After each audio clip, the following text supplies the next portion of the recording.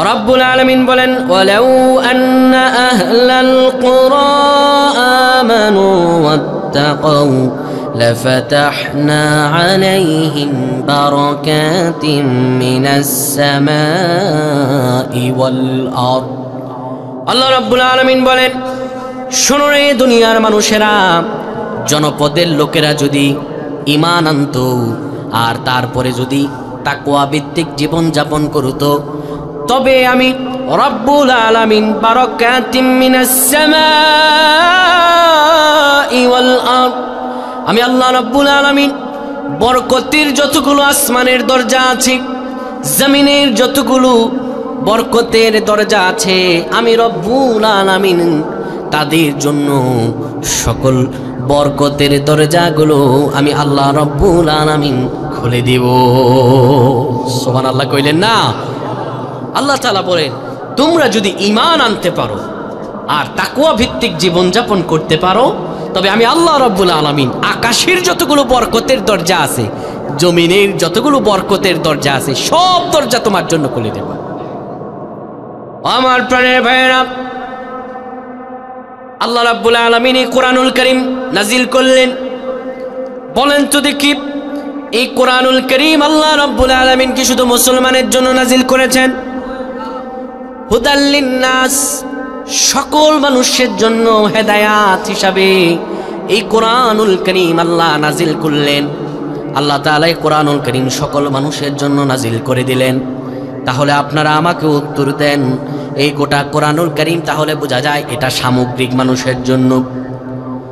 এই কোরআনুল কারীমে আল্লাহ তাআলা মুমিনদের কথা যেমন করে বলেছেন, কাফিরদের কথাও তেমন করে বলেছেন, মুশরিকদের কথা যেমন করে বলেছেন, মুনাফিকদের কথাও আল্লাহ তাআলা বলেছেন। কিন্তু এই কোরআনুল কারীমে আল্লাহ রব্বুল আলামিন ঈমানদারদের সম্পর্কে গোটা কোরআনুল কারীমে আল্লাহ তাআলা স্পেশাল ভাবে 89টি আয়াত নাজিল করেছেন। অর্থাৎ 89টি আয়াত আল্লাহ তাআলা ডাক দিয়েছেন, ইয়া আইয়ুহাল্লাযীনা আমানু, ওহে যারা ঈমান এনেছো। এখন আপনাকে আমি বলি, আল্লাহ যে বললেন ঈমান আনার পরে তাকওয়া ভিত্তিক জীবন যাপন করা, ঈমান যে ব্যক্তি আনে সে ব্যক্তি তো আল্লাহকে ভয় করে, আখিরাতকে ভয় করে, তাকওয়া মানারও চেষ্টা করে। তাহলে আমার আল্লাহ আবার ঈমানদারদের ডেকে আবার কেন ঈমান আনতে বলেন? আবার ঈমানদারদের ডেকে কেন দুখুলু ফিস সিলমি কাফা, ইসলামে প্রবেশ করতে বলেন? প্রশ্ন আছে না নাই?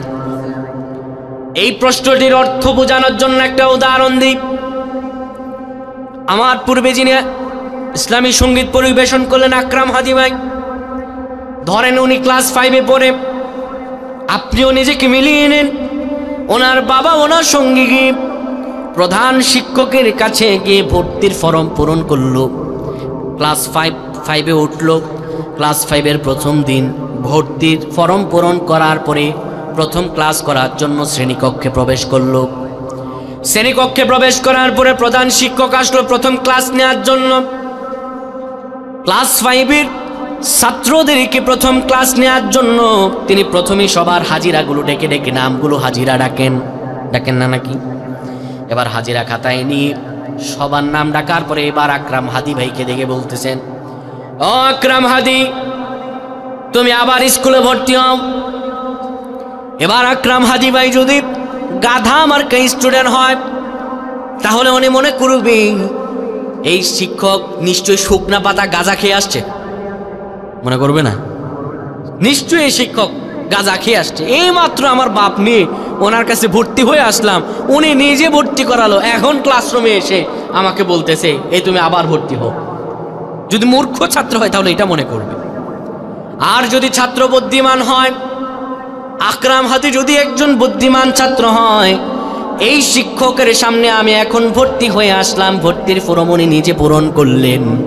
উনি ক্লাসে ঢুকে আবার যখন আমাকে ভর্তি হতে বললেন, যদি বুদ্ধিমান স্টুডেন্ট হয় তাহলে মনে করবে অবশ্যই আমার ভর্তির ফর্মের মাঝে কোনো একটা নাম ভুল গেছে। হয়তো বা আমার বাবার নাম ভুল গেছে, নয়তো আমার নাম ভুল গেছে, নয়তো আমার ঠিকানা ভুল গেছে। যেই কোনো একটা ভুলের কারণে উনি আমাকে আবার ভর্তি হতে বলেছেন। তাহলে বোঝা গেল আমার আল্লাহ রাব্বুল আলামিন এই যে ইমানদারদেরকে আবার ইসলামে প্রবেশ করার জন্য বলেন, ইমানদারদের তাকওয়া অন্বেষণ করতে বলেন, ইমানদারদের আবার ইমান আনতে বলেন, তার মানে বোঝা যায় ইমানদারদের ইমান আনার মাঝে কোনো একটা ভুল রয়ে গেছে। আল্লাহ রাব্বুল আলামিন এই যে তাকওয়া ভিত্তিক জীবন যাপন করার ব্যবস্থা, তাকওয়া আসলে কি?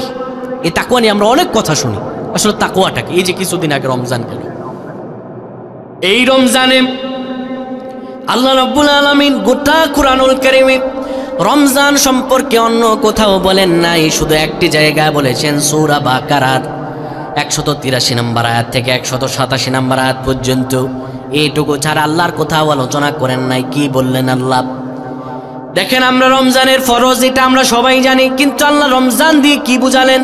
আল্লাহ তাআলা বলেন, ইয়া আইয়ুহাল্লাযীনা আমানু কুতিবা আলাইকুমুস সিয়াম কামা কুতিবা আলাল্লাযীনা মিন ক্বাবলিকুম লাআল্লাকুম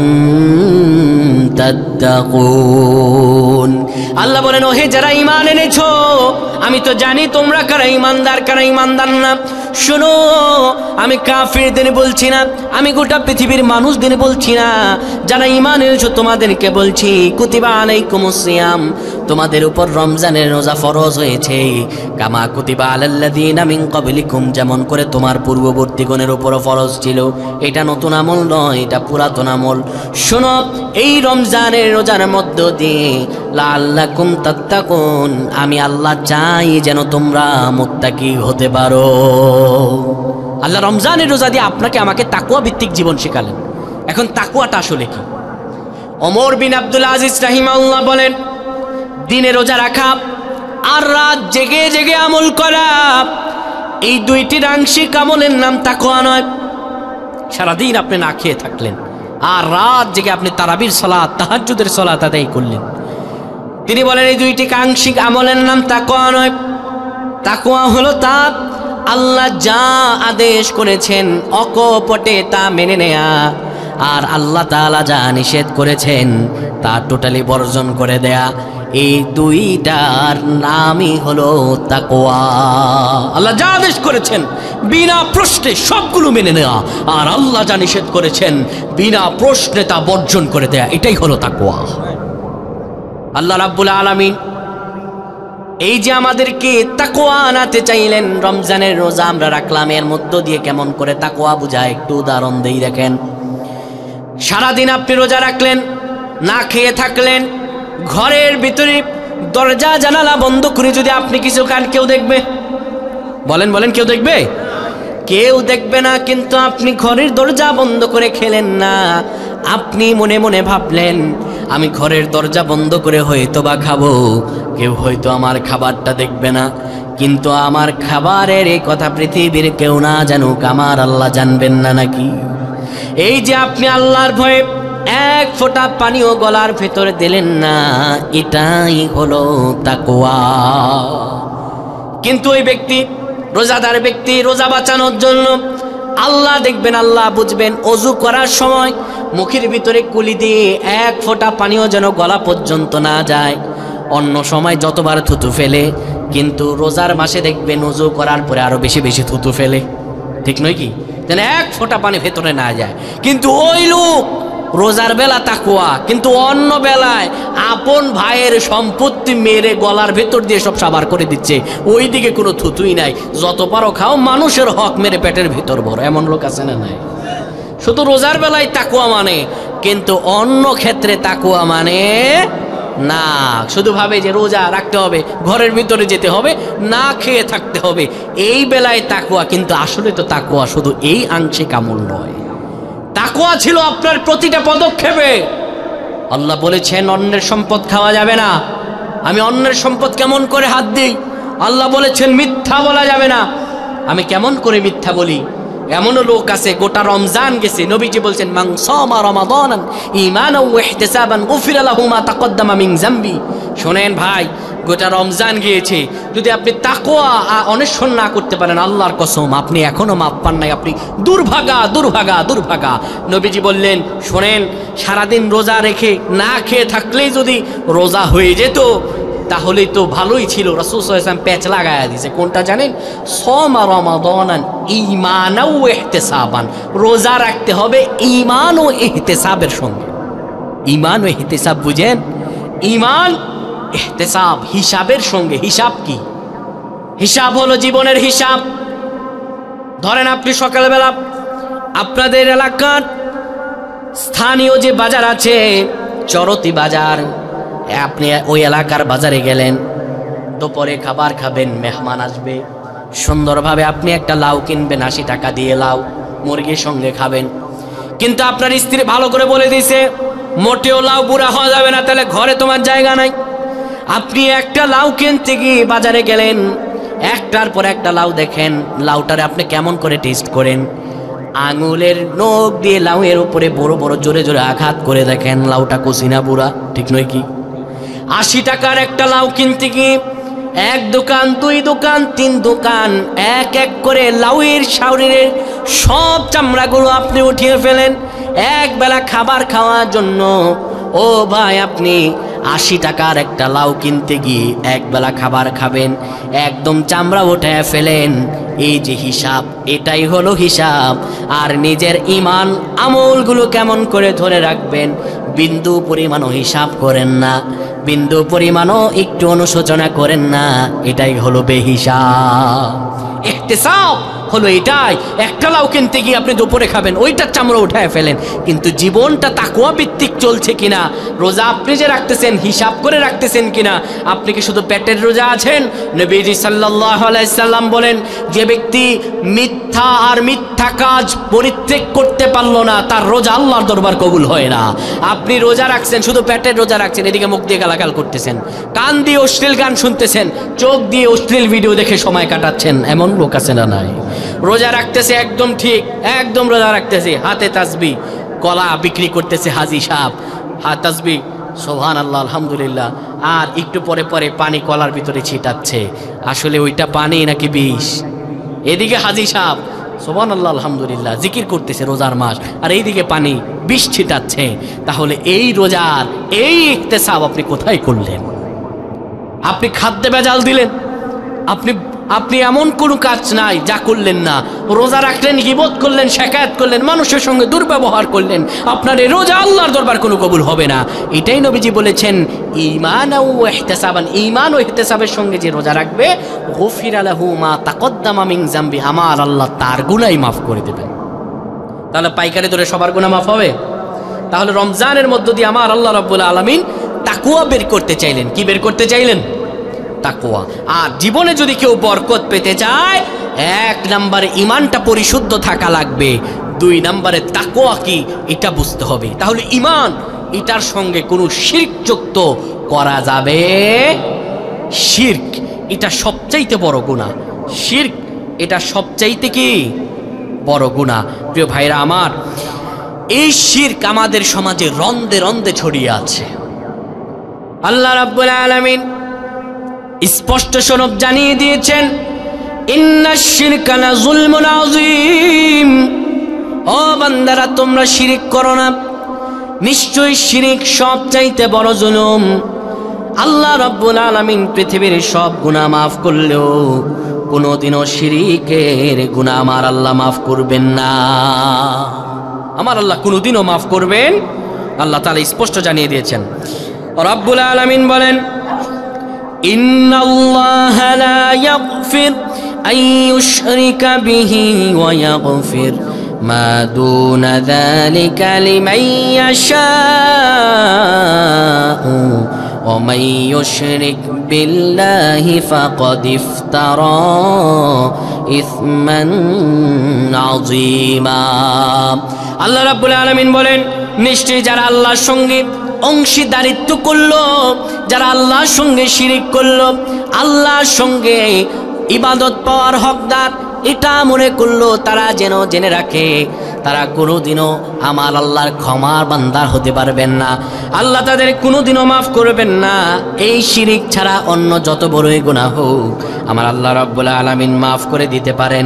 নিশ্চয় আমার আল্লাহ অন্য গুনাহ মাফ করবেন, কিন্তু শিরিকের গুনাহ আমার আল্লাহ মাফ করবেন না।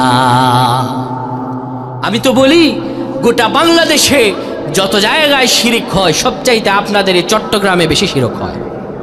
এটা বিশ্বাস করেন? আমি নিজের চোখে দেখেছি চট্টগ্রামের ভেতরে মানুষগুলো মাজারের কাছে গিয়ে গিয়ে চায় মৃত ব্যক্তি কোনো কিছু দিতে পারে, মৃত ব্যক্তি কোনো কিছু দিতে পারে, কখনোই নয়। ইতিহাস রাসূলুল্লাহ সাল্লাল্লাহু আলাইহি ওয়াসাল্লাম, আল্লাহ রাব্বুল আলামিন বললেন, ওগো নবী, আপনি আপনার কওমের লোকদেরকে ঈমান শিখান। কি শিখান? তিনি গিয়েছেন কাবা শরীফের দিকে। কাবা শরীফে তখন লাত, মানাত, উজ্জা সব মূর্তিগুলো সেখানে। তো তিনি দেখতে পেলেন আবু জাহাল সহকারে উতবা সাহেবা তারা একটা কালো রকমের মুরগি আনছে, সে মুরগিটা মাথা মটকাইয়া সে মুরগিটা জবেহ করছে, ওই রক্ত মানাতের শরীরে দিয়েছে এবং মাথা নিজের কপালে ঠেকাইছে। আরেক লোক দেখতে পেলেন রাসূলুল্লাহ সাল্লাল্লাহু আলাইহি সাল্লাম একটা খাসি আনছে, ওই খাসি জবাই দিছে, জবাই দিয়ে নিজের ছেলের জন্য দোয়া করতেছে। বিশ্বনবী মুহাম্মদুর রাসূলুল্লাহ চলে গেলেন আবু জাহালের কাছে, গিয়ে বললেন, চাচা, আপনারা যে এই মূর্তিগুলোর কাছে এই যে মুরগি জবাই দিলেন, একে আপনার প্রভু নাকি, একে আপনার আল্লাহ নাকি, একে আপনার জীবন দিতে পারে নাকি, একে আপনার চাওয়া পাওয়া পূরণ করতে পারে নাকি?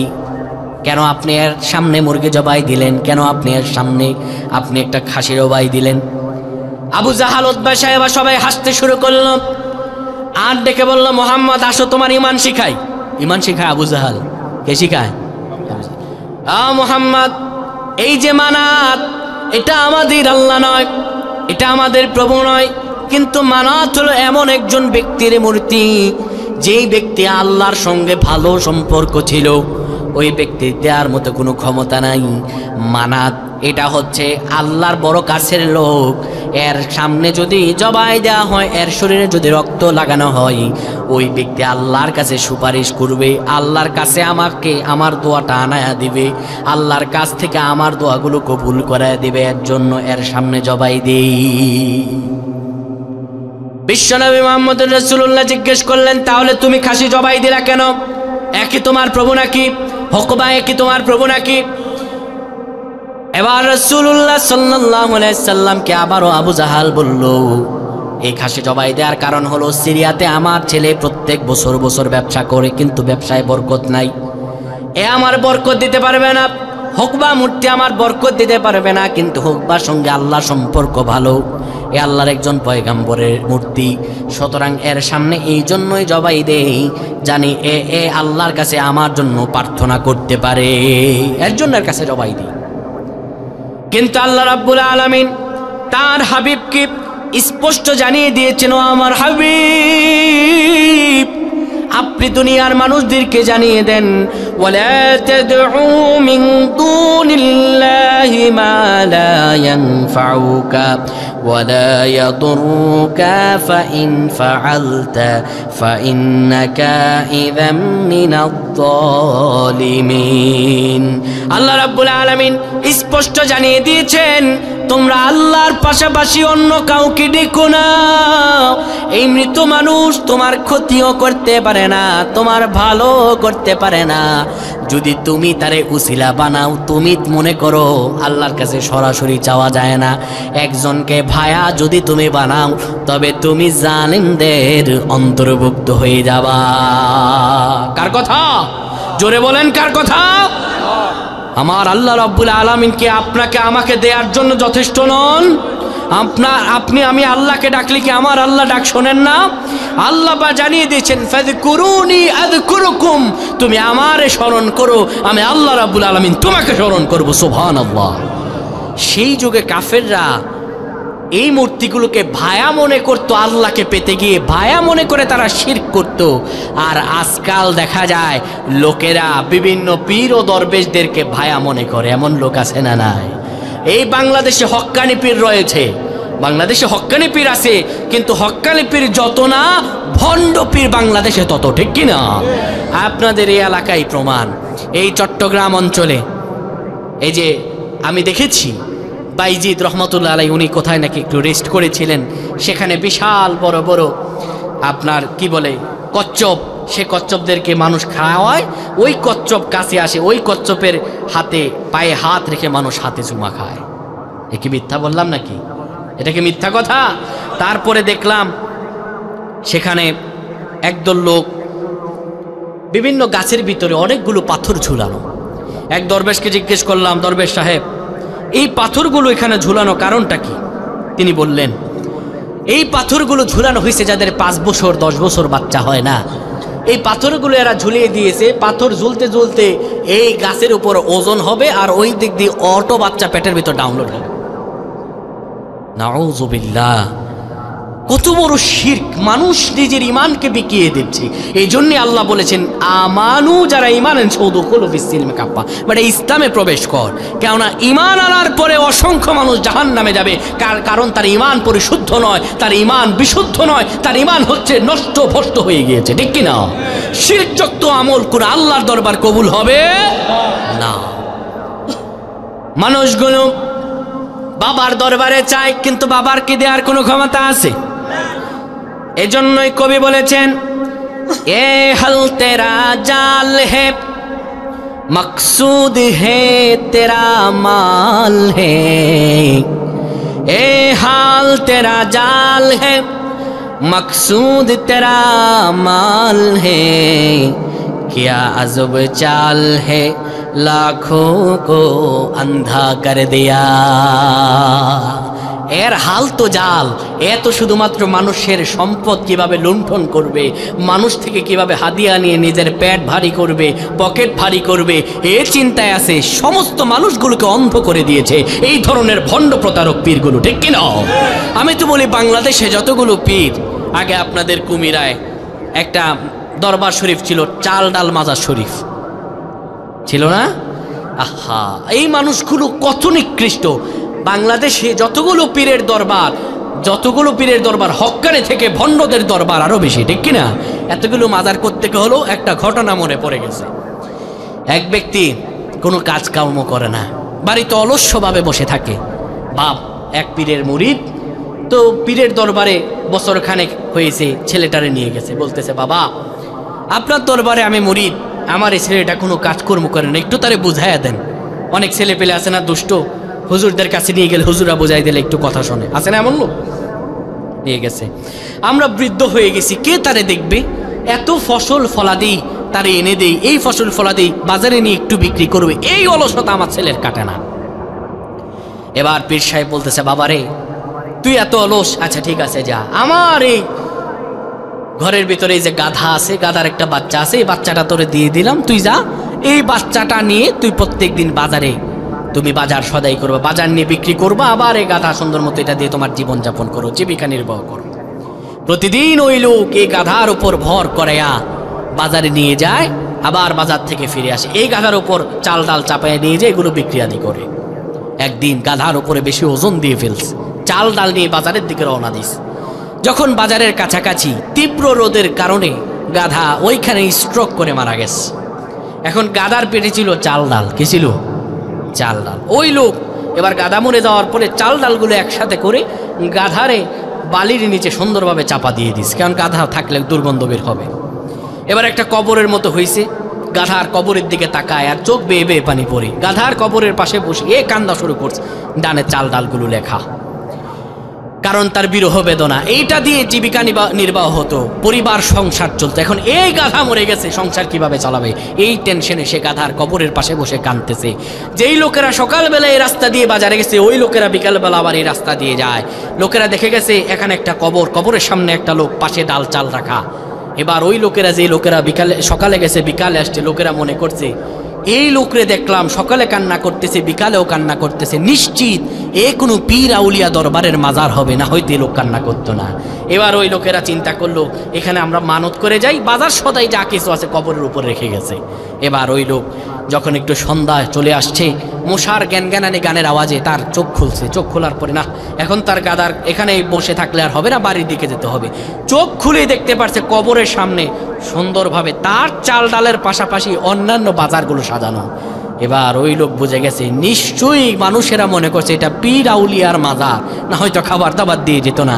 এবার লোক বলছে যে এখানে তো ব্যবসা ভালোই, কবর খুলে কান্নাকাটি করলে যদি খাবার আসে আমি আর খাবারের টেনশন করব কেন। এবার এটা একটা বড় একদম স্পেশালি সোশ্যাল মিডিয়াতে দেওয়ার মতো একটা মাজার করা উচিত। সুন্দর করে এরপর দিন সাইনবোর্ড টানাইছে হজরত গেদা শাহ রহমতুল্লাহ আলাই। এদিকে প্রত্যেক দিন লোকের এই রাস্তা দিয়ে বাজারে যায়, আবার এই রাস্তা দিয়ে আসে, সবগুলো চাল ডাল এই জায়গায় রেখে যায়। রেখে যাওয়ার পরে এবার তার পীরের কাছে খবর গেছে, হুজুর আপনি আর কি পীর, আপনার তো মাজারে আর কি মানুষ জমে, আপনার মুরিদ সে তো নতুন পীরের সন্ধান পাইছে, তার মাজার তো পুরো জমজমাট।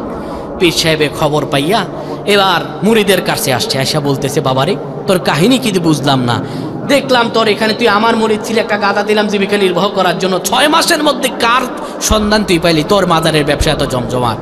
এবার মুরিদ বলতেছে পীর সাহেব আপনি আমার হুজুর মানুষ, আপনার সঙ্গে আমি কেমন করে মিথ্যা কথা বলি, মোটেও আপনার সঙ্গে আমি মিথ্যা কথা বলবো না হুজুর, এখানে কোনো পীর আউলিয়ার মাজার নাই, ওই আপনি আমার যে গাধাটা দিছিলেন ওই গাধাটা এখানে মরে পড়ে গেছে, এই জন্য আমি এখানে কবর দিয়ে মাজার খুলে বসছি। এবার পীর সাহেব বলে বাবারে বকে আয়, এই তোর এখানে এই নি কাহিনী, আমি তো ভাবলাম কোন পীর আউলিয়ার দরবার তুই পেয়ে গেছিস, যাক মনে কোনো টেনশন নিস না, তোর এখানে যে গাধার মাজার, আমার বাড়িতে যে পীরের মাজার ওইটা পীরের নয়, এই গাধার মায়ের মাজার। আমাদের দেশে যতগুলো পীরের দরবার ম্যাক্সিমাম ভণ্ড আর প্রতারক বই আর অন্য কিছু নয়, ঠিক কিনা? আমি তো বলি খাজার নামে মাজার গড়ে দেখায় যারা খাজার শান, দিনে করে ভণ্ডামি আর রাত্রে মারে গাজায় টান, ঠিক কিনা? খাজার নামে মাজার গড়ে দেখায় যারা খাজার শান, দিনে করে ভণ্ডামি আর রাত্রে মারে গাজায় টান, দিনে করে ভণ্ডামি আর রাত্রে মারে গাজায় টান। পানির নিচে মোম জ্বালাইলে মোম তো আরে জ্বলে না, খাজা বাবার মুরিদ হইলে নামাজ রোজা লাগে না, ঠিক না? মাজারেতে যাবে যারা তারা হবে ঈমান হারা, মাজারেতে যাবে যারা তারা হবে ঈমান হারা, আমল সব ধ্বংস হবে থাকবে না তার ঈমান, দিনে করে ভণ্ডামি আর রাত্রে মারে গাজায় টান, ঠিক না? আমাদের দেশে যত না হক্কানি দরবার তার চাইতে বড় বড় ব্যবসায়ী দরবার, ঠিক কিনা? এইগুলাতে গেলে আপনি কিছু না পান আর না পান দুইটা জিনিস পাবেন, এক হচ্ছে নারী আরেক হচ্ছে গাঁজা। আল্লাহ যেন আমাদের বুঝদান করেন, পায় না আমিন। এই জন্য আল্লাহ রাব্বুল আলামিন বলছেন তোমাদের ঈমানকে বিশুদ্ধ থাকা লাগবে। সম্মানিত ভাইরা, আল্লাহ রাব্বুল আলামিন পবিত্র কোরআনুল কারীমে মানুষগুলোকে 4 ভাগে বিভক্ত করেছেন। কয় ভাগে? মুমিন, মুশরিক, নাস্তিক, মুনাফিক। নাস্তিক তথা মুলহিদ, এই নাস্তিকেরা সবচাইতে বড় দুর্বল। নাস্তিকেরা কি? সবচাইতে বড় দুর্বল। যাই হোক, সেই দিকে আমাদের কথা নেই, শুধু ভাগটা বললাম। তাহলে কেউ যদি জীবনে সফল হতে চায় তাহলে তাকে তাকওয়া ভিত্তিক জীবনযাপন করতে হবে। কি করতে হবে? তাকওয়া ভিত্তিক জীবনযাপন করতে হবে। আসুন আমরা এবার তাকওয়াটাকে, ঈমানের সম্পর্কে আমরা জানলাম, তাহলে তাকওয়াটাকে আসুন আমরা একটু জেনে নিই। আল্লাহ রাব্বুল আলামিন এই যে তাকওয়া ভিত্তিক জীবন যাপন করলে আসমানের দরজা, রিজিকের দরজা, জমিনের রিজিকের দরজা আমার আল্লাহ খুলে দিবেন। তাহলে তাকওয়া কি? তাকওয়া আমরা কেমন করে পাবো? এই তাকওয়াটা কি? সুনানি বাইহাকির মধ্যে বর্ণিত আছে আব্দুল্লাহ ইবনে ওমর রাদিয়াল্লাহু তাআলা আনহুর একটা ঘটনা। এটা বললে আপনারা তাকওয়ার মাপকাঠি বুঝে যাবেন তাকওয়াটা আসলে কি। একদিন তিনি ব্যবসায়ী কাজে তার সাঙ্গপাঙ্গ তার দলের লোকদের নিয়ে বের হলেন। পথিমধ্যে অনেকগুলো পথ অতিক্রম করে যাওয়ার পরে তীব্র রোদে তৃষ্ণার্ত আর ঘর্মাক্ত আর ক্ষুধার্ত হয়ে পড়ে গেলেন। সকল মানুষগুলোকে নিয়ে বললেন, ও আমার সঙ্গী সাথীরা, এখানেই তোমরা কাফেলার জন্য তোমরা বিছানা বিছিয়ে দাও, আসো সকালে এখানে বসে পড়ি, এখানে বসে আমরা সকলে এখানে আহার করব, খাবার খাবো, সকলে বসে পড়ো। সব মানুষেরা বসে পড়ল। বসে পড়ার পরে হযরত আব্দুল্লাহ ইবনে ওমর রাদিয়াল্লাহু তাআলা আনহু তিনি দেখতে পেলেন একজন রাখাল অনেকগুলো বকরি নিয়ে সেই দিকে অতিক্রম করেছে। তিনি সকল সাহাবীদেরকে নিয়ে বসে গেলেন। এবার ওই রাখালকে দেখার পরে তিনি ডাক দিলেন, ও রাখাল ভাই একটু আমার কাছে আসো। রাখাল আসার পরে আব্দুল্লাহ ইবনে ওমর বললেন, ও রাখাল ভাই একটু বসো আমাদের সঙ্গে, ভালো ভালো খাবার আছে, আমাদের সঙ্গে তুমি খাবার খাও। রাখাল ডেকে বলল, ও পথিক, তোমাকে আমি চিনি না, আমি আজকে তোমাদের সঙ্গে খেতে পারবো না। আব্দুল্লাহ ইবনে ওমর জিজ্ঞেস করলেন, কেন খেতে পারবে না? রাখাল জবাব দিল, আমি খেতে পারবো না, কারণ আমি যদি তোমাদের সঙ্গে খাই, আমি তো আজকে নফল রোজা রেখেছি, আমি নফল রোজা ভাঙতে পারবো না, আমার রোজা ভেঙে যাবে, তাই আমি খাবো না। আব্দুল্লাহ ইবনে ওমর বললেন, তুমি নফল রোজা রাখছো, এটা তো ফরজ রোজা নয়, ভাঙলেও কোনো সমস্যা নাই, কেউ তো তোমার এই খাবার দেখবে না। রাখাল ডাক দিল, পথিক শোনো, আমি হয়তো তোমার সঙ্গে খাবো, পৃথিবীর কেউ হয়তো আমাদের এই খাবারের কথা কেউ জানবে না। শোনো, আমার এই খাবারের কথা পৃথিবীর কেউ না জানতে পারে, কিন্তু আমার রব্বুল আলামিন তো আমার এই খাবারের কথা জানবেন, সুতরাং আমি রোজা ভাঙবো না, তুমি আমাকে খাবারের জন্য অফার করো না। আব্দুল্লাহ ইবনে ওমর জিজ্ঞেস করলেন, আমাদের সঙ্গে এত ভালো ভালো খাবার আছে, তুমি খেলে না? এত ভালো ভালো দামি দামি খাবার তুমি গরিব মানুষ কোথায় পাবা? তারপরও খেলা না, যাই হোক সেটা বাদ দাও, এই তোমার সঙ্গে এতগুলো বকরি। আব্দুল্লাহ ইবনে ওমর মনে মনে ভাবলেন, একটু টেস্ট করে দেখি তার ঈমান কতটুকু আর তাকওয়া কতটুকু। দেখে বললেন, রাখাল, তুমি খাবার না খাও, কিছু টাকা পয়সা তো তোমার লাগবে, অনেকগুলো বকরি দেখা যায়, একটা বকরি আমারে দিয়ে দাও, আমার কাছে বিক্রি করো, আমি তোমার মোটা অঙ্কের টাকা দিব। রাখাল ডেকে বলল, ও পথিক, আমি তোমার কাছে কেমন করে বকরিগুলো বিক্রি করব? আমি তো এই বকরির মালিক নই, আমার যে মালিক তিনি আমাকে এই বকরিগুলো চড়ানোর জন্য মাঠে পাঠিয়েছেন, সুতরাং আমি তোমার কাছে বিক্রি করে দিলে আমি তার কাছে কি জবাব দেব? আব্দুল্লাহ ইবনে ওমর ভাবলেন, তারা আর একটু বাজায় দেখি। তিনি ডেকে বললেন, রাখাল রে, তুমি তোমার মনিবের কাছে গিয়ে বলবা একটা বকরি কোথায় যেন হারিয়ে গেছে, বাঘে খেয়ে ফেলছে, আমি জানি না।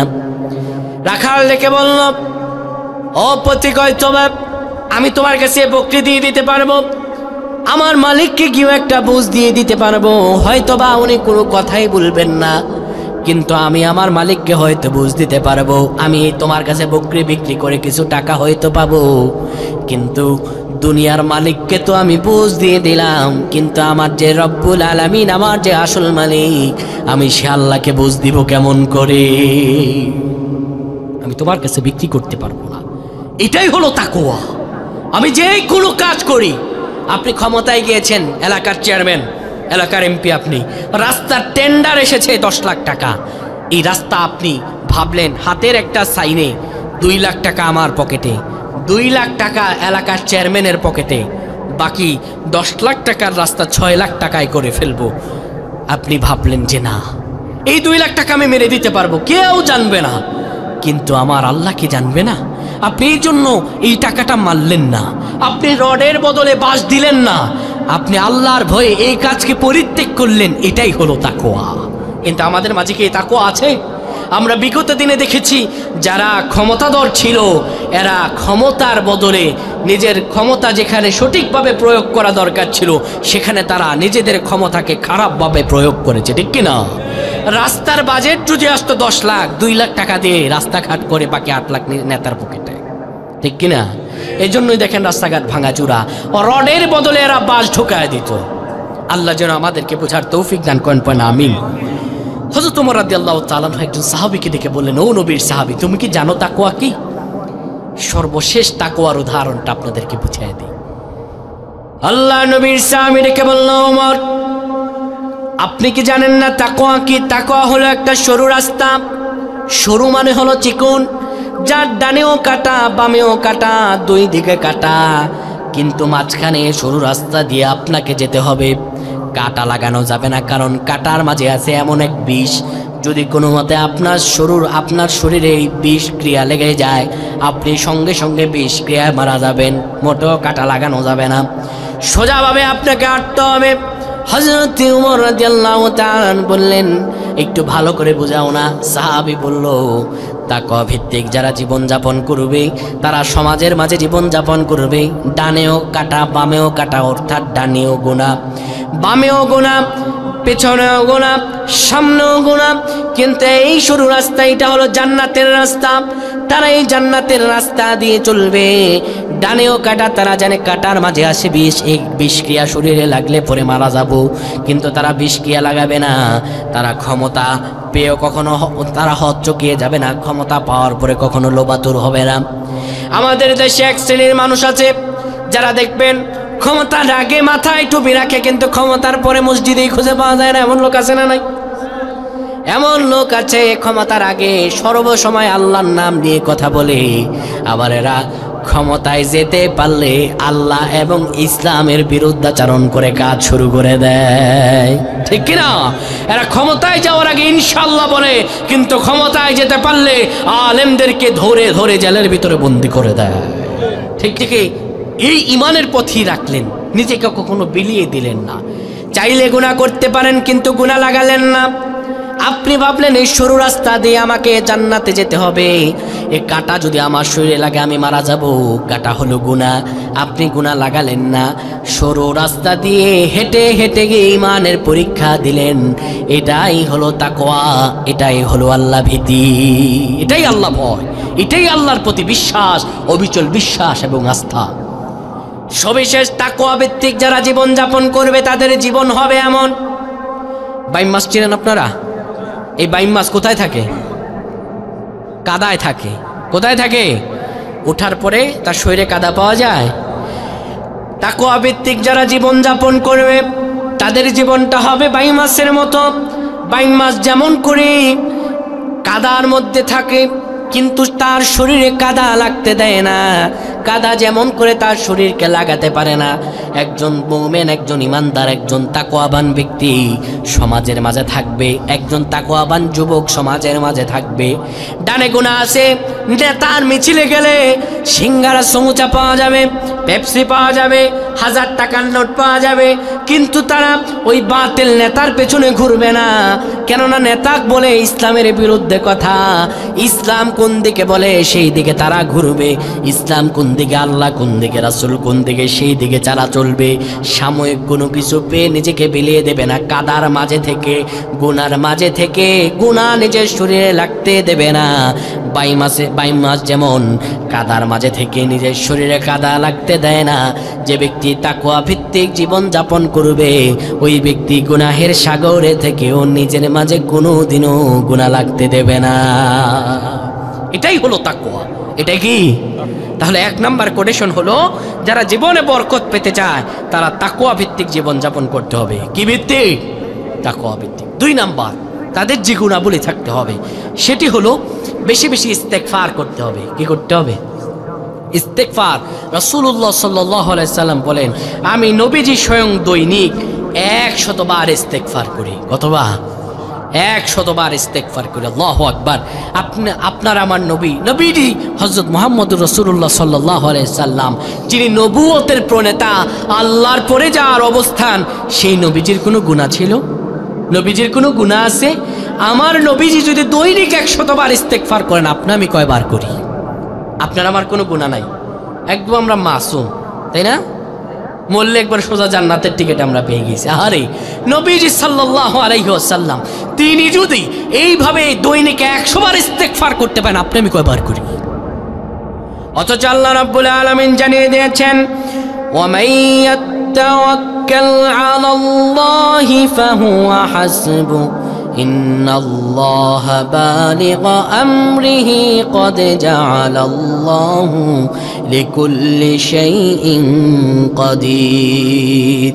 আল্লাহ রাব্বুল আলামিন বলেন, যারা সর্বসময় ইস্তেগফার করবে, আল্লাহর কাছে ক্ষমা চাইবে, ক্ষমাময় নিজের মনকে রাখবে, আমার আল্লাহ রাব্বুল আলামিন তাদেরকে এমন জায়গা থেকে রিজিক দেবেন, এমন জায়গা থেকে সম্পদ দিবেন তারা কোনোদিনও কল্পনা করতে পারবে না।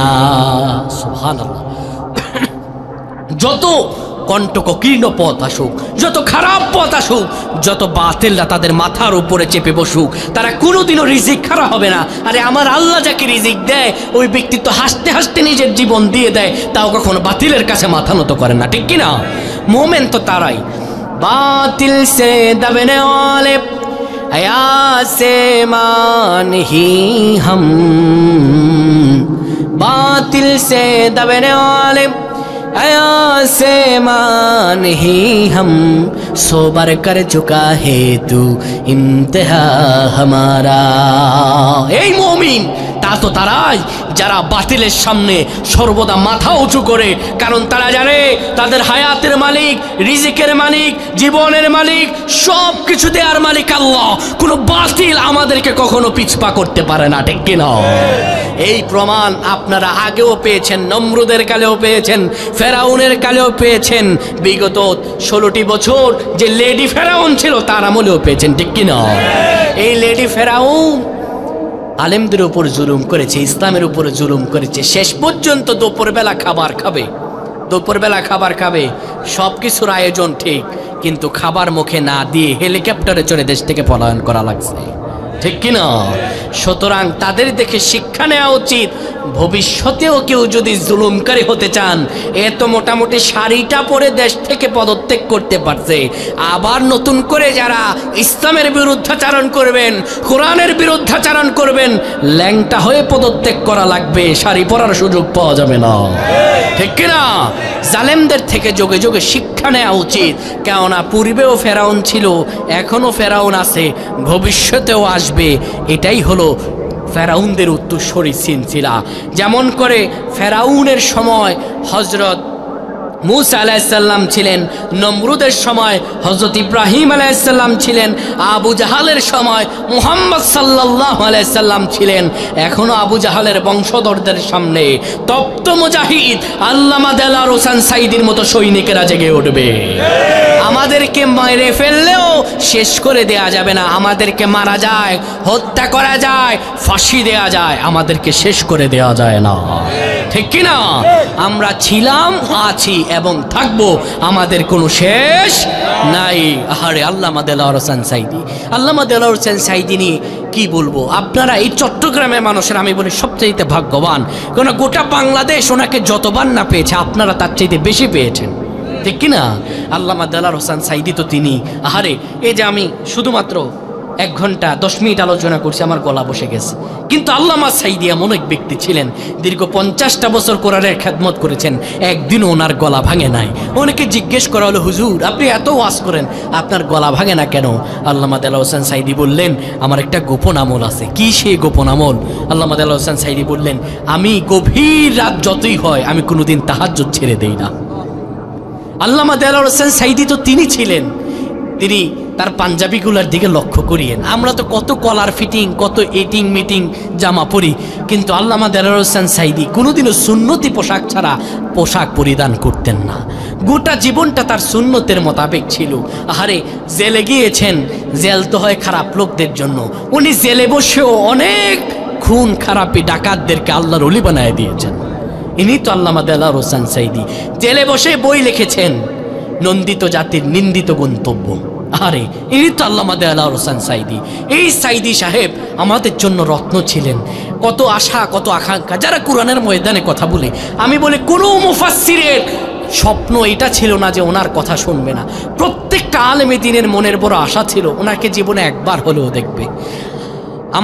আমার বিশেষ করে আমার যখন আমার বোঝার বয়স হলো, আমার আব্বা এখানে উপস্থিত, 2013 সালে ওনাকে যখন অ্যারেস্ট করা হলো, আমি তখন আমার আব্বার চোখে পানি দেখেছি, আমার চোখ দিয়ে টলমল করে পানি পড়েছে যখন আল্লামা দেলাওয়ার হোসেন সাঈদীকে এরা পরিকল্পিতভাবে হত্যা করলো। দেখেন, আল্লামা সাঈদীকে হত্যা করেছে, আল্লামা সাঈদীকে এই দেশের মানুষের চোখে রাজাকার, চরিত্রহীন বানাতে চেয়েছে, কিন্তু আসলে ওনাকে মানুষেরা চরিত্রহীন হিসাবে বিবেচিত করেছে নাকি চরিত্রবান হিসাবে বিবেচিত করেছে? কিন্তু বরঞ্চ ওনাকে যারা চরিত্রহীন করতে চেয়েছিল তাদেরকেই মানুষেরা চরিত্রহীন বানিয়ে দিয়েছে, ঠিক কিনা? তাদেরকেই মানুষেরা হিন্দু মুদির সঙ্গে বিবাহ দিয়ে দিয়েছে, ঠিক কিনা? সুতরাং জালেমদের ভালোভাবে শিক্ষা নেওয়া উচিত।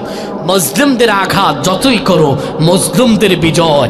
আজ মুসলিমদের উপর আঘাত হচ্ছে, ফিলিস্তিনে মানুষদেরকে অন্যায়ভাবে হত্যা করা হচ্ছে, কিন্তু সাবধান, আল্লাহ অবশ্যই ধরবেন।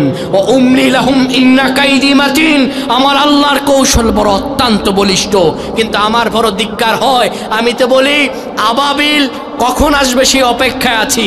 আমি বলি আবাবিল যদি আসে ফিলিস্তিনদের মানুষকে মুক্ত করতে, আবাবিল পাখি যদি পাথর নিয়ে আসে কাফেরদেরকে নিক্ষেপ করার জন্য, ওই কাফেরদের আগে মুসলিম নেতাদের উপর নিক্ষেপ করবে। কারণ আমরা মুসলিম নেতারা চুপ ছিলাম, মুসলিম নেতারা চুপ ছিল। আমরা চাইলেও করতে পারতাম, কিন্তু করে নাই। আরব বিশ্বের মতো এত ক্ষমতাধর লোকেরা ফিলিস্তিনের ওপর এত অত্যাচার হচ্ছে, তারপরেও তারা কূটনৈতিকভাবে তাদের সম্পর্ক ঠিক রেখেছে, ঠিক কিনা? যদি আবাবিল আবার আসে, ওই কাফেরদেরকে, ওই মুশরিকদেরকে, ওই ইয়াহুদীদেরকে পাথর নিক্ষেপ করার আগে আরব বিশ্বের মুসলিম নেতাদের উপর পাথর নিক্ষেপ করবে। কারণ তারা চাইলে পারত এই গাজার অসহায় শিশুদেরকে সেখান থেকে বের করতে, কিন্তু করে নাই। গতকাল একটা ভিডিও দেখলাম, এত প্রচন্ড পরিমাণ বোমা মারছে, আহারে একটা মানুষ 10 তলার উপর উঠে গেছে এক বোমায়। আহারে মানবতা, আহারে বিশ্ব মানবতা, কোথায় গেল মানবতা? কোথায় গেল আপনাদের হিউম্যান রাইটস? কোথায় গেল জাতিসংঘ? আজ সবাই চোখের ভিতরে কালো চশমা পরে বসে আছে।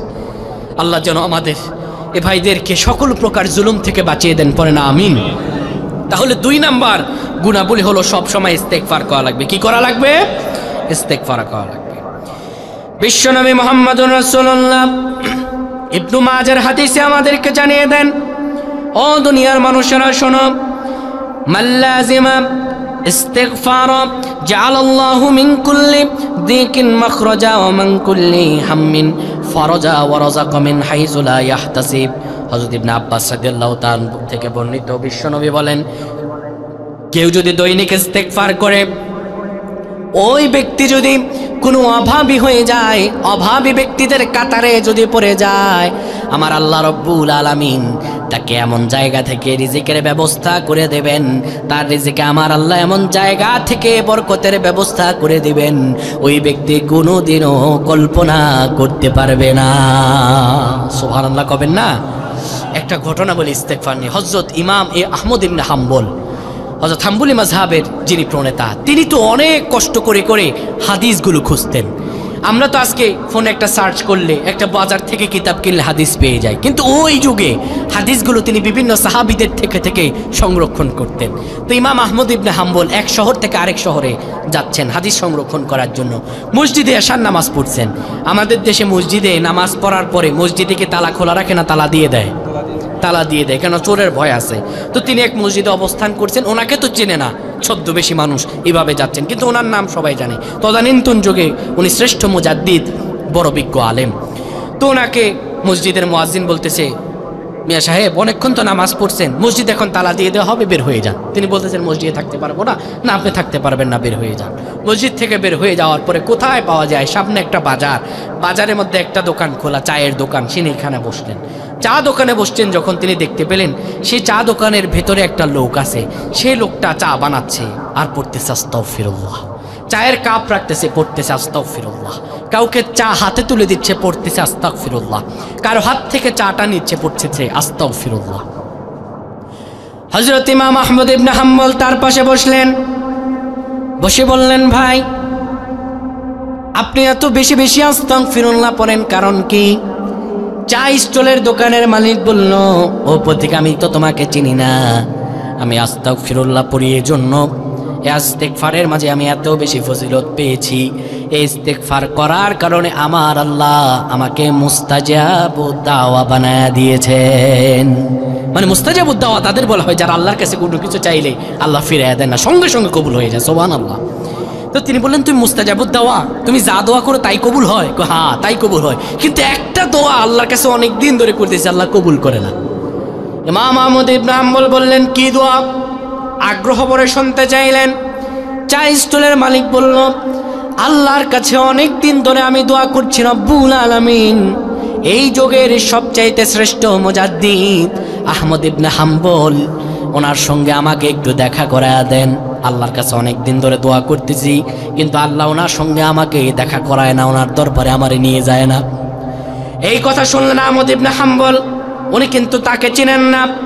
এই কথা শোনার পরে ঝরঝর করে চোখের পানিগুলো ছেড়ে দিলেন আর ডেকে বললেন, ও চা স্টলের মালিক, শোনো ভাই, তুমি কি জানো আমি কি তোমার আহমদ ইবনে হাম্বলের দরবারে দোয়া করে যেতে হয় নাই, তোমার দোয়ার কারণে আল্লাহ তোমার দোয়া এমন ভাবে কবুল করেছেন, আহমদ ইবনে হাম্বল তোমার সামনে আল্লাহ তাআলা হাজির করে দিয়েছে।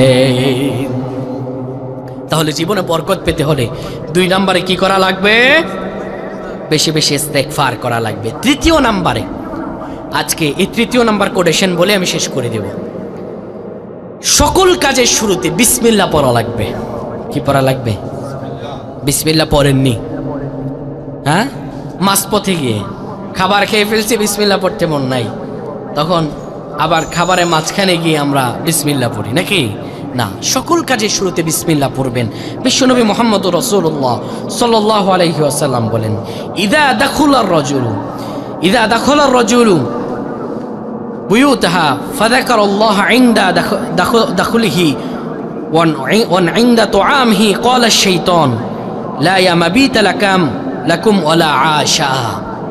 রাসূলুল্লাহ সাল্লাল্লাহু আলাইহি ওয়াসাল্লাম বলেন, কোন ব্যক্তি যদি কোনো ঘরের ভিতরে প্রবেশ করে, আর প্রবেশ করতে গিয়ে যদি পড়ে বিসমিল্লাহ, খাবার খেতে গিয়ে যদি পড়ে বিসমিল্লাহ, খাবারের শুরুতে যদি পড়ে বিসমিল্লাহ, ঘরের ভেতরে প্রবেশ করতে গিয়ে যদি পড়ে বিসমিল্লাহ, শয়তান তার সাঙ্গপাঙ্গদেরকে ডেকে বলে, ও আমার সাঙ্গপাঙ্গের লোকেরা, এই লোকটি বিসমিল্লাহ পড়ার কারণে আজ আমরা তার ঘরে থাকতে পারলাম না, এই লোকটা বিসমিল্লাহ পড়ার কারণে তার সঙ্গে আমরা কেউ খেতে পারলাম না। আর কেউ যদি বিসমিল্লাহ না পড়ে, বিসমিল্লাহ না পড়ার কারণে বিশ্বনবী মুহাম্মদুর রাসূলুল্লাহ বলেন, তখন শয়তান বলে, আদরাকাতুল মাবিত ফাইযা লাম ইয়াযকুরিল্লাহ ইনদাহা তুআমিহি ক্বালা আদরাকতুম মাবিতাল ওয়াল আশা। আল্লাহ রাব্বুল আলামিন তখন তার ঘর থেকে বরকত উঠায়া দেন। শয়তান তার সাঙ্গপাঙ্গদেরকে বলে, এই লোক ঘরে ঢোকার শুরুতেও বিসমিল্লাহ পড়ে নাই, খাবারের শুরুতেও বিসমিল্লাহ পড়ে নাই, আজকে তোমাদের এই ঘরের ভেতরে থাকারও সুযোগ হলো, তার খাবারের মধ্যে, তার আহারের মাঝেও তোমরা ভাগ বসাতে পারলা। তার মানে বোঝা যায়, সকল যে কাজের শুরুতে বিসমিল্লাহ নাই, ওই কাজের মাঝে শয়তানের পদক্ষেপ আছে না নাই? শয়তানের পদক্ষেপ থাকবে। আর যদি কোনো কাজের শুরুতে বিসমিল্লাহ থাকে, ওই কাজে শয়তানের পদক্ষেপ থাকে, তাহলে বোঝা গেল শয়তানের পদক্ষেপ যে কাজে নাই, সেই কাজে বিসমিল্লাহর প্রভাব আছে না নাই? আছে। এবার 4 নম্বর কোটেশনটা একটু বলে দিচ্ছি, একদম সংক্ষিপ্ত করে বাকি কোটেশনগুলো বলি। সময় মতো নামাজ আদায় করতে হবে। নামাজের সময় যখন হবে, সকল কিছু বন্ধ করে দিতে হবে, দোকানপাট সব বন্ধ করে দিতে হবে। কিন্তু আমাদের সমাজে এক শ্রেণীর লোক আছে, জুমার দিন পর্যন্ত দোকান বন্ধ করতে চায় না, কারণ ব্যবসায় লস হবে, এমন লোক আছে না নাই? আহারে, আল্লামা সাঈদীর কথা একটা মনে পড়ে। উনি বলতেন, মানুষ কেমন বিশ্বাসী জানেন? নগদে যা পাও হাত পেতে নাও, বাকির খাতা শূন্য থাক, দূরের বাদ্য লাভ কি শোনে, মাঝখানে যা বেজায় ফাঁক। নগদ যেটা পাও এটাই হাত পাতো। এখন যদি বলা হতো এই মাহফিলে যারা আসবে সবাই 100 টাকা করে দেওয়া হবে, বলেন তো এই মাঠে জায়গা দেওয়া যেত? জায়গা দেওয়া যেত? কিন্তু আপনারা এখানে যারা বসলেন, তারা কি 100 টাকা সওয়াব পাবেন নাকি কোটি টাকার সওয়াব পাবেন? কিন্তু মানুষ ওই সওয়াবের পক্ষে না। নগদে 100 টাকা যারা দিবে সেই বিশ্বাসী, আরে মানুষেরা। কিন্তু নামাজের সময় যদি আপনি আপনার রিজিকে, সম্পদে, ব্যবসায় বারাকা পেতে চান, তখন দোকান কাজ সব বন্ধ করে দিতে হবে। কার হুকুম? আল্লাহ রাব্বুল আলামিন স্পষ্ট জানিয়ে দিয়েছেন, ওয়া আমরুহু আবলাকা বিস-সালাতি ওয়া তবির আলাইহা লা নাসআলাকা রিজকা নাহনু নাযাকতুহু ওয়াল আকিবাতু লিল মুত্তাকিন ওয়াল আকিবাতু লিত্তাকওয়া। আল্লাহ রাব্বুল আলামিন স্পষ্ট জানিয়ে দিয়েছেন, ও মানুষেরা, তোমাদের পরিবার পরিজন, তোমাদের কাজকর্ম যা আছে সব কিছু তোমরা বন্ধ করে দিও তখন যখন তোমরা তাকওয়া অর্জন করার জন্য আমার পায়ে সিজদা দিবা। নামাজের সময় হয়ে গেলে পরে তোমরা নামাজের দিকে ছুটে আসবা। ঠিক সেই সময় সকল কাজ যদি তুমি বন্ধ করে দিতে পারো, নামাজের জন্য আমি আল্লাহ রাব্বুল আলামিন জানিয়ে দিলাম, তোমার জন্য আমি আল্লাহ কল্যাণ রেখে দেব। সুবহানাল্লাহ। আল্লাহ সূরা জুমায় বলেছেন, ও মানুষেরা, ইযা নুদিয়া লিস-সালাতি মিন ইয়াউমিল জুমআ ফাসআউ ইলা যিকরিল্লাহি ওয়া যারুল বাই'। যখন জুমার আজান দেয়া হয় সব কাজ কেনা বেচা বন্ধ করে দাও, ওয়াদারুল বাই বন্ধ করে দাও, যালিকুম খায়রুল লাকুম ইন কুনতুম তা'লামুন, এটাই তোমার জন্য উত্তম যদি তুমি জানতে। তোমার জন্য এই নামাজটাই উত্তম ছিল। আরে মানুষ, নগদ যা পাও তাতেই তুমি বিশ্বাসী হয়ে গেলা। 5 নম্বরে, কেউ যদি তার রিজিকে বরকত নিতে চায় তাহলে কোরআনের সঙ্গে তার সম্পর্ক বাড়ানো লাগবে। কিসের সাথে? কোরআনের সাথে সম্পর্ক বাড়ানো লাগবে। এখন আমাদের সম্পর্ক কোরআনের সঙ্গে কম না বেশি? একদমই কম। আমরা কোরআন পড়ি কখন? কেউ মারা গেলে তখন কোরআন পড়ি, কিন্তু তারপরে কোরআন দিয়ে নিজের জীবন চালাতে চাই না। মেয়ের বিয়ের আগে কোরআন বিরোধী কাজ করি, লাখ টাকা খরচ করে বিভিন্ন গান বাদ্য বাজাই, এমন লোক আছে না নাই? মেয়ের বিয়ের আগে গায়ে হলুদের অনুষ্ঠান করে, এমন লোক আছে না নাই? গায়ে হলুদের সঙ্গে ইসলামের কোনো সম্পর্ক আছে? কোরআনের কোনো সম্পর্ক আছে? গায়ে হলুদ যারা করুক তারা নির্ঘাত জাহান্নামী। তারা কি? গায়ে হলুদ এটি হলো অমুসলিমদের সংস্কৃতি, হিন্দুদের সংস্কৃতি। গায়ে হলুদ কখনো মুসলমানদের সংস্কৃতি নয়। আল্লাহ স্পষ্ট জানিয়ে দিয়েছেন, ইয়া আইয়ুহাল্লাযীনা আমানু লা তাত্তাখিযুল ইয়াহুদা ওয়ান নাসারা, ওহে যারা ঈমান এনেছো তোমরা ইহুদি নাসারাদের কোনো সাদৃশ্য নিজের মাঝে এরো না, তাদেরকে বন্ধুরূপে গ্রহণ করো না। আউলিয়া বাদহুম আউলিয়া বাদ, এই ইহুদি নাসারা তো পরস্পরের বন্ধু। শোনো, ওমাইয়া তাওয়াল্লাহুম মিনকুম ফাইন্নাহুম মিনহুম, যদি কেউ তাদেরকে বন্ধুরূপে গ্রহণ করো কিয়ামতের ময়দানে তুমি তাদের কাতারে গণ্য হবা। ইন্নাল্লাহা লা ইয়াহদিল কওমাজ যালিমিন, আমার আল্লাহ কোনোদিনও জালেমদেরকে হেদায়েত দেন না। কার কথা? আল্লাহর কথা। তাহলে যারা গায়ে হলুদ করবে, আমাকে একজন বলতেছে, হুজুর 14ই ফেব্রুয়ারি যে পালন করে ওই ব্যক্তি কি, ওই ব্যক্তির সঙ্গে কি ঈমান আছে? ওই ব্যক্তিকে মুসলমান থাকবে? আমি তো আফসোস করে সেদিন একটা কথা বলেছিলাম, যে ব্যক্তি 14ই ফেব্রুয়ারি সম্পর্কে আমাকে জিজ্ঞেস করো কেন 14ই ফেব্রুয়ারি যে পালন করে, এই নাস্তিক্যবাদের এই সংস্কৃতি যে পালন করে, তার তো ঈমান বলতে কোনো কিছুই নাই। যে ব্যক্তি গায়ে হলুদকে ইবাদত মনে করে পালন করে, আমাকে জিজ্ঞেস করার কি আছে? তার ঈমান থাকলে তো গায়ে হলুদ সে কখনো করতেই পারতো না। কারণ ইসলামের সঙ্গে যে সংস্কৃতির কোনো মিল নাই, ইসলামের সঙ্গে যে সংস্কৃতির কোনো সম্পর্ক নাই, সে সংস্কৃতি কখনো মুসলমানের সংস্কৃতি হতে পারে কোশ্চিন কালেও হতে পারে না। রাসূলুল্লাহ সাল্লাল্লাহু আলাইহি ওয়াসাল্লাম বলেছেন, আবু দাউদের হাদিস, মান তাশাব্বাহা বিকওমিন ফাহুয়া মিনহুম, যার সঙ্গে যার আচরণের মিল কিয়ামত তার সঙ্গে হয়ে যাবে। বাবারে, যদি আচরণের মিল ইহুদি নাসারাদের সঙ্গে হয়, হিন্দুদের সঙ্গে হয়, আপনার কিয়ামত তাদের সঙ্গী হবে। ঠিক কি না? আল্লাহ যেন আমাদের বুঝদান করেন, পয়েন্ট আমিন। 6 নম্বরে আমি জাস্ট কোটেশনগুলো বলবো। নিজের জীবনে সালামের ব্যাপক প্রচলন করতে হবে যদি জীবনে বরকত পেতে চান। আমরা কিন্তু সালাম দিতে চাই না, বাপ ছেলের সালাম দিতে চায় না, ছেলে বাপরে সালাম দিতে চায় না, স্ত্রী স্বামীরে সালাম দিতে চায় না, স্বামী স্ত্রীরে সালাম দিতে চায় না। ঠিক কিনা? জিজ্ঞেস করলে ছেলেরে সালাম দেন না কেন, এই কথা জিজ্ঞেস করলে বলে হুজুর আমার শরম লাগে।